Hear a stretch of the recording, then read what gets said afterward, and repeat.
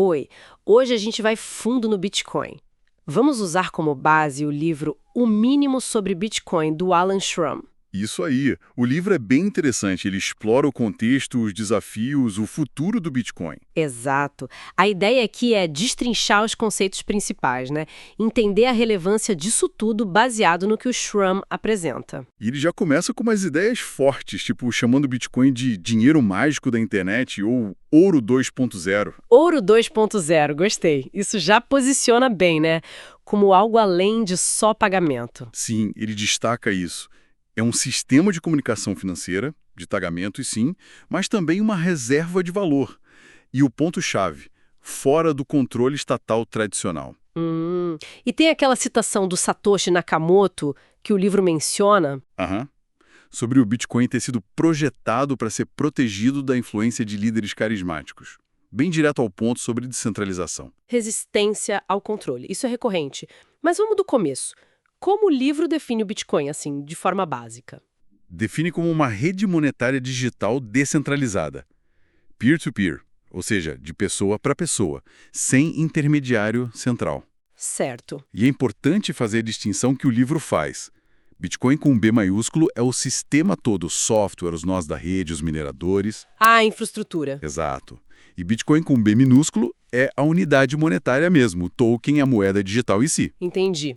E como é que isso funciona sem um banco, sem um governo garantindo? O que dá segurança?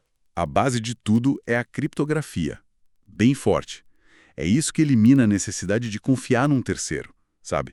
A posse real mesmo das moedas está ligada ao controle das chaves privadas. As chaves privadas.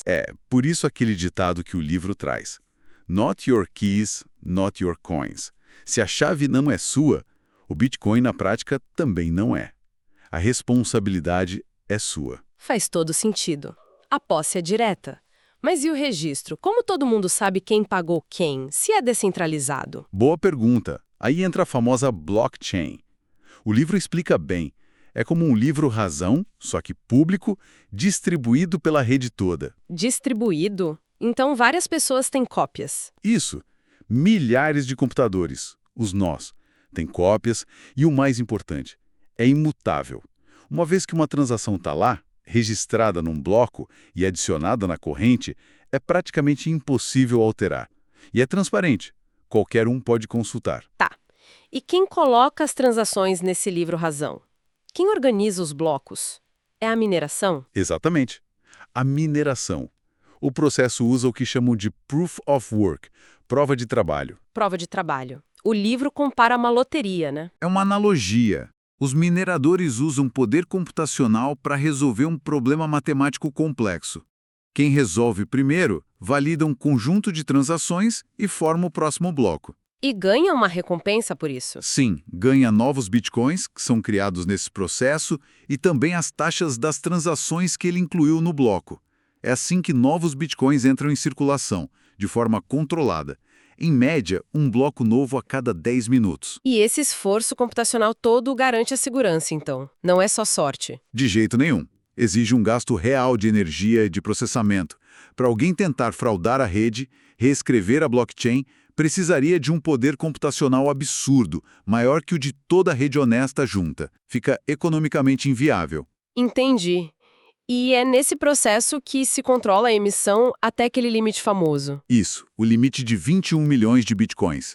Nenhum a mais. Isso está programado no código. E essa escassez programada é o que conecta com a ideia do ouro digital, certo? Quais as vantagens que o livro aponta aí? Principalmente a resistência à inflação. Diferente de moedas normais que governos podem imprimir mais e mais, o Bitcoin tem essa oferta finita. Funciona como uma reserva de valor, uma proteção contra a desvalorização do dinheiro. E comparado ao ouro físico mesmo? O livro argumenta que o Bitcoin leva vantagem na portabilidade, na facilidade de guardar e de transferir valor através do espaço e do tempo. Mandar ouro para outros países é complicado, né? Bitcoin é mais fácil. E tem a descentralização, claro. A rede está no mundo todo, difícil de censurar ou derrubar. Parece ter muitas vantagens, mas e a volatilidade? Sempre falam que o preço do Bitcoin sobe e desce muito. O livro aborda isso sim. Ele não nega a volatilidade, mas a coloca em perspectiva. É um ativo muito novo, passando por um processo global de descoberta de preço. Tipo, é normal para algo tão novo. Exato. Tem até uma frase que o livro cita, algo como: reclamar que Bitcoin é volátil é como reclamar que o céu é azul. É uma característica nesse estágio. E menciona Nassim Taleb, dizendo que volatilidade não significa necessariamente risco. Interessante.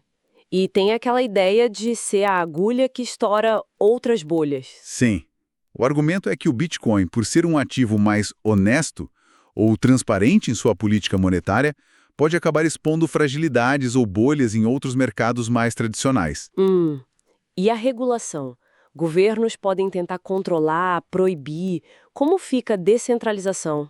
Olha, controlar a rede em si, o protocolo, é extremamente difícil. O que os governos geralmente fazem é regular os pontos de acesso, as intermediárias, como as corretoras, onde as pessoas compram e vendem Bitcoin usando moeda normal. As pontes entre o sistema tradicional e o Bitcoin. Isso, mas a rede peer-to-peer continua funcionando. O livro até menciona o Stratum V2, um protocolo que está sendo desenvolvido para dar mais autonomia para os mineradores individuais na escolha de transações, diminuindo o poder dos grandes pools de mineração e potencialmente o risco de censura por eles. Entendi. A tecnologia também evolui para manter a resistência. E sobre a origem, o livro conecta com a crise de 2008, né? Diretamente. O Bitcoin nasceu muito como uma resposta a uma crítica àquele sistema financeiro que quase quebrou e precisou de resgate governamental.